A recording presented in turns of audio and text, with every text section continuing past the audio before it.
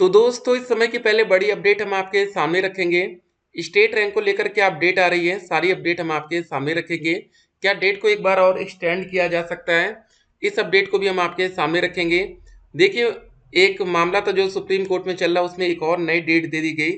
वो बात हमने आज आपके सामने रखी थी। काउंसलिंग को लेकर क्या अपडेट है, करेक्शन क्या हो सकता है और डायरेक्ट एडमिशन कब तक होगा। कुछ प्राइवेट कॉलेज में अगर आप लोग जा रहे होंगे तो कॉलेज वाले आपसे कुछ पैसा मांग रहे होंगे कि भैया इतना पैसा जमा कर दो, आपकी एक सीट हम पक्की कर देते हैं। तो इसमें क्या सच्चाई है, क्या वो सच में आपकी सीट पक्की कर सकते हैं या वो एक झूठ है। देखिए, आपको बता दें, जिस कॉलेज में सीट नहीं भर पाती है वो कॉलेज वाले ही आपसे एडवांस में पैसा मांगते हैं। ठीक है, अगर आप डाइट में जाएंगे ना, ठीक है, वहाँ 10,200 रुपये फीस लगती है। अगर आप वहाँ पर 20,400 रुपये भी दे के आएंगे तब भी वो आपकी एक सीट कंफर्म नहीं कर पाएंगे, डबल पैसा देंगे तो भी, क्योंकि उनको पता है कि जो एडमिशन का एक प्रोसेस होता है वो काउंसलिंग से ही होकर गुजरता है। वहाँ पर एक समझदार आपको टीचर लोग मिल जाएंगे। लेकिन कुछ लोग आपको जो पैसा लेके आपको मूर्ख बनाने की सोचते हैं, वो आपसे एडवांस में पैसा लेते हैं। किसी भी कॉलेज में बिना काउंसलिंग के एडमिशन मत दीजिए। ठीक है, जो बात हो रही है ना कि हम आपकी सीट पक्की कर रहे हैं, वो सीट पक्की की जाती है डायरेक्ट एडमिशन के टाइम। इसको लेकर भी एक बाकायदा नोटिफिकेशन आता है पीएनपी की तरफ से। ये मत सोचिएगा कि डायरेक्ट एडमिशन चलो ऐसे ही ले लेते हैं, ऐसा कुछ नहीं है। यहाँ हर एक बात को लेकर एक नोटिफिकेशन आएगा। अब एक सवाल है, सर एमए और डीएलएड साथ में कर सकते हैं क्या? इसका आंसर होगा बिल्कुल भी नहीं, नो। दो रेगुलर कोर्स एक साथ करना सही बात नहीं है। देखिए, अगर आप ये सोच के चल रहे हैं कि आगे चलकर हमें नौकरी करनी है तो ऐसी गलती मत करिएगा। क्योंकि कभी कभी क्या होता है कि अगर आपकी नौकरी मिल जाती है और आपके जान पहचान वाले जान जाते हैं कि भैया इन्होंने एक साथ, कुछ बच्चे डीएलएड भी करने की सोच रहे होंगे, बीएड भी एक साथ ही, ठीक है, क्योंकि बीएड में इस समय बहुत ही डिस्काउंट नहीं होता है। जो फॉर्म भरे होंगे बहुत ही कम पैसों पर आपको एडमिशन देने की बात हो रही होगी। तो हो सकता है कि आप गलती कर बैठे और हम नहीं चाहते कि आपका एक भी रुपये फंसे। चलिए, अगर आज आप दो कोर्स नहीं करेंगे, हो सकता है जब 2 साल के बाद डीएलएड कोर्स कंप्लीट हो जाए कोई नेक्स्ट कोर्स में जा सकते हैं। लेकिन मान लीजिए कि आज आपने दो कोर्स एक साथ कर लिया, कल को कभी पकड़े गए तब क्या होगा? ठीक है, आपका पूरा फ्यूचर बर्बाद हो जाएगा। कोई ऐसी गलती करना ही नहीं है। हेलो सर, नमस्ते। एडमिशन प्रोसेस 2024 में ही कंप्लीट हो जाएगी? जी हाँ, बिल्कुल। आप लोग की उम्मीद है कि पहली क्लास जो होनी थी 12 दिसंबर थी, जो अब संभव नहीं लग रही है। अगर आपका 12 दिसंबर से सेशन स्टार्ट हो जाता तो बहुत बढ़िया रहता। सर काउंसलिंग कब होगी, सर एडमिशन कब होगा? ठीक है, इसके लिए थोड़ा सा वेट करिए और बहुत ही जल्द आपको नोटिफिकेशन मिलेगा। काउंसलिंग होगा कि नहीं सर, इस बार एडमिशन होगा कि नहीं? बिल्कुल एडमिशन होगा आपका। हेलो सर, हेलो सर, मेरा 246 नंबर है, जनरल से हूँ बट ईडब्ल्यूएस नहीं है, तो क्या हमें अपनी पसंद का कॉलेज मिल जाएगा? बिल्कुल मिलेगा, क्योंकि आपके नंबर बहुत ही अच्छे हैं।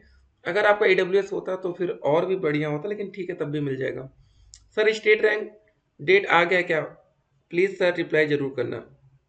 ठीक है, तो एक बात और आपको बताना चाहेंगे सभी बच्चों के लिए, जो बच्चे जनरल कैटेगरी से आते हैं, ओबीसी से आते हैं, ईडब्ल्यूएस से आते हैं और एससी से आते हैं। मान लीजिए आपकी रैंक 1 से लेकर 20,000 के अंदर आती है। मान लीजिए आपकी रैंक फर्स्ट है, ठीक है, मान लीजिए कि आप पहली रैंक पाते हैं और आप फर्स्ट राउंड की काउंसलिंग में पार्टिसिपेट ही नहीं करते। होता क्या है, उसके बाद फर्स्ट राउंड की काउंसलिंग में ही मैक्सिमम कॉलेज फुल हो जाएंगे। देखिए, आपको हम एक एग्जांपल के माध्यम से दिखाते हैं। जैसे एक बच्चा है ये, ठीक है, इसकी रैंक थी, या इस बच्चे के नंबर है 232, रैंक थी 18,161। ठीक है, फर्स्ट राउंड की काउंसलिंग में पार्टिसिपेट करता और ये जनरल कैटेगरी की रैंक है, इसने कोई भी आरक्षण नहीं लगाया। तो यहाँ पर देख लीजिए जितने भी कॉलेज में सीट होती हैं, टोटल सीट ये लिखा है टी सीट और यहाँ अलॉटेड। तो यहाँ पर देख लीजिए 70 में 70 सारी सीटें फुल हो गई हैं, एक भी सीट नहीं खाली है। अब मान लीजिए आपकी रैंक 1 है और आपने फर्स्ट राउंड की काउंसलिंग में पार्टिसिपेट ही नहीं किया। जैसे होता नहीं कि आपको लेटेस्ट अपडेट मिले, इसलिए तो कहते हैं आप लोग हमारे यूट्यूब चैनल को सब्सक्राइब कर लीजिए और व्हाट्सएप चैनल से जुड़ जाइए ताकि कोई भी खबर आपसे छूटे ना। ठीक, तो अगर फर्स्ट राउंड की कोई भी दोस्तों अपडेट आती है या काउंसलिंग में अगर पार्टिसिपेट नहीं करेंगे, तो जब सेकंड राउंड में आप आएंगे, ठीक है, जहां पर देखिए पहली राउंड में 1 से 20,000 तक के बच्चों को मौका मिला, सेकंड में 20,000, 1 से 80,000। मान लीजिए कि आपकी रैंक 1 है, आप फर्स्ट राउंड में बिजी थे, नहीं कर पाए, तो सेकंड राउंड में आपको मिलेगा क्या? जब सारी सीट अलॉट हो गई हैं तो मिलेगा क्या आपको? सोचिए तो। ये बात है, ठीक है। आज आपने एक बात और इस वीडियो में सीख ली कि अगर आप अप टू डेट नहीं रहेंगे, फर्स्ट राउंड की काउंसलिंग से बाहर हो गए और जनरल कैटेगरी के आप आते हैं, तो आपको फिर सरकारी कॉलेज का सपना सपना रहेगा, उससे कोई फर्क नहीं पड़ता कि आपकी रैंक क्या है। जब सीट ही नहीं बचेगी तो क्या होगा। सर स्टेट रैंक कब आएगा? देखिए मामला 12वीं पास वर्सेस, ठीक है, 12th पास वर्सेस हो रहा है ग्रेजुएशन। तो जब तक ये मामला फाइनल नहीं होगा आपका स्टेट रैंक नहीं आएगी। स्टेट रैंक कब आएगा? थोड़ा सा सब्र करना है, वही मामला चल रहा कोर्ट में, रजिस्ट्रेशन हो गया है, आगे का क्या प्रोसेस होगा। आगे भी आपकी स्टेट रैंक आएगी, इसके बाद काउंसलिंग शुरू हो जाएगी, ठीक है। अच्छा सुनो, मैंने घंटी बजा दी, चलिए बहुत ही अच्छी बात है, आपका धन्यवाद। सर एड्रेस में जी की जगह डी हो गया है, क्या करें सर? अरे एड्रेस से उतनी दिक्कत नहीं होगी। रजिस्ट्रेशन कब तक आएगा और कैसे पता चलेगा कि हमारा नेम मेरिट लिस्ट में है? आपको खुद से ही अपनी स्टेट रैंक डाउनलोड करनी पड़ेगी, ठीक है। प्रोविजनल और हेल्थ सर्टिफिकेट अभी बनवा लें। शपथ पत्र कैसे बनता है? शपथ पत्र आप जिस कॉलेज में एडमिशन लेंगे, चाहे वो प्राइवेट हो चाहे डाइट हो, वहाँ से आपको बता दिया जाएगा। ये आपको एकदम लास्ट में बनवाना है। हेल्थ सर्टिफिकेट, ठीक है, आप डाइट की कंडीशन में जरूरी रहता है, बाकी प्राइवेट वाले बहुत कम मांगते हैं। तो अभी रुक जाइए। 237 ओबीसी गवर्नमेंट कॉलेज के कितने परसेंट चांस है सर? ठीक है, लगभग 70% चांस है, मिल जाना चाहिए गवर्नमेंट। सर 242 ओबीसी के अब प्रयागराज डाइट मिल सकता है, आराम से मिल जाएगा, नंबर अच्छे हैं सर। ठीक है, मेरी मैथ में 3 नंबर से बैक हो गया है। तो देखिए कभी कभी किस्मत खराब होती है तो आप फेल होते हैं, बैक लग जाती है, तो ध्यान रखना है आगे। सर 237 ओबीसी थे, आराम से मिल जाना चाहिए, वही 70%। शपथ पत्र ये लास्ट में आपका बनेगा, ठीक है, ये सारी चीज़ें। सर डीएलएड हरियाणा से या यूपी से करूं, ज़्यादा अच्छा कहाँ रहेगा? ठीक है, आई एम फ्रॉम नाइट, ये क्या है?